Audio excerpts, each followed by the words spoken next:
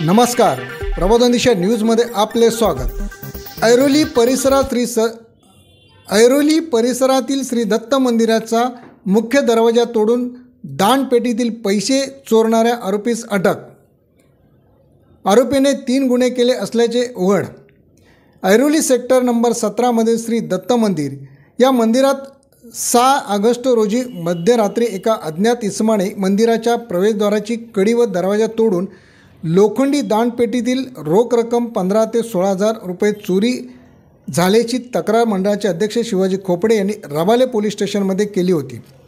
त्या तक्रारीनुसार रबाले पोलीस स्टेशनचे वरिष्ठ पोलीस निरीक्षक बाळकृष्ण सावंत यांच्या मार्गदर्शनाखाली सहाय्यक पोलीस निरीक्षक अविनाश पायदे, पोलीस हवालदार प्रसाद वांगणकर, पोलीस विजय करकाळ, प्रल्हाद जाधव, राहुल साळुंके, राजेश तडवी, प्रवीण भोपी, अभिजित राळे या तपास पथकाने CCTV फुटेजच्या द्वारे आरोपीला 11 ऑगस्ट रोजी ऐरोली रेल्वे स्टेशन येथे सापळा लावला असता आरोपी लोकल ट्रेनने ऐरोली येथे येत असताना शिताफीने पकडून ताब्यात घेतले। चोरी केलेल्या मालमत्तेपैकी रोख रक्कम तसेच गुन्ह्यात वापरलेली लोखंडी हत्यारे, कपडे हस्तगत करण्यात आले। या संदर्भात मंडळाचे अध्यक्ष शिवाजी खोपडे यांच्याशी संपर्क केला असता ते म्हणाले, नमस्कार, प्रबोधन दिशा न्यूजमध्ये आपले स्वागत। या ठिकाणी जर ऐरोली नगरामध्ये अद्यावत असं एक दत्त मंदिर आहे। या दत्त मंदिरामध्ये सकाळ संध्याकाळी या ठिकाणी अध्यात्माच्या माध्यमातून या ठिकाणी सेवा केली जाते, परंतु या 2-3 दिवसापूर्वी या ठिकाणी रात्रीच्या वेळी चोरी करण्यात आलेली आहे। म्हणजे आज जर या ठिकाणी बघितलं तर असं संपूर्ण सुरक्षा असतानासुद्धा या ठिकाणी ही चोरी झाली आणि जे काय चोरी करणारे आहेत म्हणजे कशा पद्धतीने करतात या ठिकाणी मंडळाचे जे दत्तगुरू सेवा मंडळाचे जे अध्यक्ष आहेत खोपडे साहेब, काय सांगाल सर? एवढं मोठं अद्यावत असं मंदिर आहे आणि या ठिकाणी भाविक हे श्रद्धेने येतात, परंतु अशा काहीतरी घटना घडतात, त्या संदर्भात तुम्ही काय सांगाल?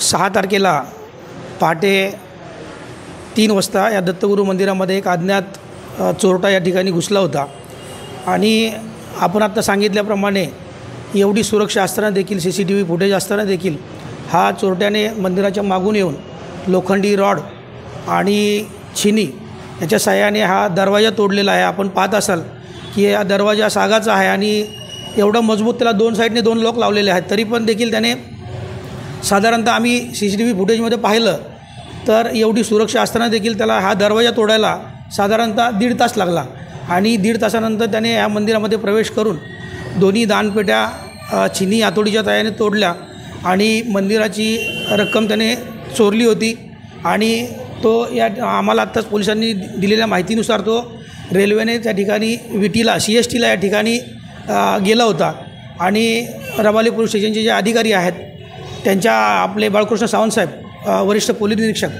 त्यांच्या नेतृत्वाखाली त्यांच्या सर्व कर्मचाऱ्यांनी या गुन्ह्याचा तपास लावून या आरोपीला त्या ठिकाणी आपल्या ऐरोली स्टेशनवरून अटक केलेली आहे। तर त्याबद्दल मी रबाले पोलीस स्टेशनच्या अधिकाऱ्यांचे मी आभार व्यक्त करतो, परंतु नागरिकांना हा संदेश देऊ इच्छितो की आपण अत्यंत सावधपणे वागलं पाहिजे, कारण आपल्या घरामध्ये मौल्यवान वस्तू असतात। आपल्याला सांगायला एक राहून गेलं की या ठिकाणी चोरी होण्यापूर्वी त्याच्या अगोदर 2 दिवस सेक्टर 3 मधील जे काही मंदिर आहेत, विठ्ठल रुक्मिणी मंदिर असेल, गणपती मंदिर असेल किंवा शंकराचं मंदिर आहे, त्या ठिकाणी त्यांनी याच चोरांनी त्या ठिकाणी दानपेटी तोडून रक्कम गायब केली होती आणि 6 तारखेला आपल्या मंदिरामधील रक्कम त्यांनी गायब केलेली आहे। अत्यंत हुशार हा चोर, परंतु रबाले पोलीस स्टेशनचे वरिष्ठ निरीक्षक बाळकृष्ण सावंत साहेब यांच्या सर्व टीमने अत्यंत चांगलं काम केलेलं आहे आणि या आरोपीला अटक केली। त्याचं नाव हा बंगाली असून त्याचं नाव अन्नू घोष म्हणून त्याचं नाव आहे। हा सराईत गुन्हेगार आहे। मी नागरिकांना एवढं सांगू इच्छितो की आपण घरामध्ये मौल्यवान वस्तू ठेवू नका। कदाचित हे चोरटे दिवसा येऊन रेकी करत असतात आणि रात्री घरफोडी करत असतात।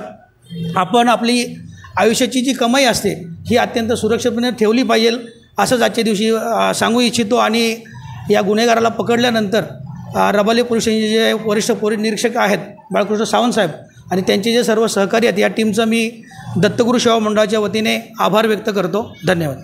सर, तुम्ही म्हणालात की इथे सुरक्षा दृष्टिकोनातून CC कॅमेरे आहेत, संपूर्ण काय अगदी दरवाजेसुद्धा सुरक्षा रक्षक ठेवण्याची काय तुमची संकल्पना आहे का? सुरक्षा रक्षक आपण ठेवला पाहिजे, आमच्या मंडळाचा पण अगोदर मिटिंगमध्ये विषय झाला होता. परंतु दानपेटीमधली जी रक्कम असते तेवढी फार मोठी नसते आणि आमचं मंदिर हे जरी मोठं असलं तरी उत्पन्नाचं जे स्तोत्र आहे ते फार कमी आहे. म्हणजे फक्त दानपेटीच आमच्याकडे उत्पन्नाचं साधन आहे.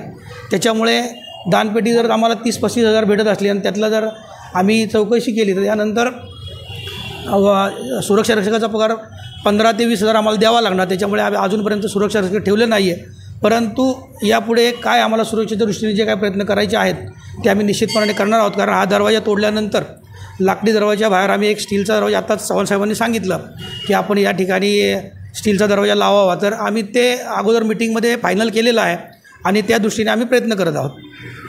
तुम्ही बघितलं असेल की अद्ययावत असं हे मंदिर आहे आणि या मंदिराच्या सुरक्षतेसाठी सुद्धा प्रयत्न केले गेलेले आहे. पण तरीसुद्धा सराईत गुन्हेगार जे असतात ते त्यांचं डोकं वापरून या ठिकाणी चोरी करतात आणि रबाला पोलीस स्टेशनचे वरिष्ठ निरीक्षक बाळकृष्ण सावंतसाहेब यांच्या प्रयत्नातून तो चोरसुद्धा या ठिकाणी सापडलेले. आणि आत्ता सांगितलं कोपडे साहेबांनी की प्रत्येक नागरिकांनी या ठिकाणी आपल्या घराची सुद्धा सुरक्षता बाळगावी. कारण ते रेकी करतात, दिवसभरात आपल्याकडे येतात, आपल्या लक्षात येत नाही आणि रात्रीचं घरात कोणी नसताना ते चोरी करतात. सर्व नागरिकांनी सुद्धा सतर्क राहायला पाहिजे असं या ठिकाणी सांगितलं. प्रबोधन दिशामधून दत्तात्रय सूर्यवंशी.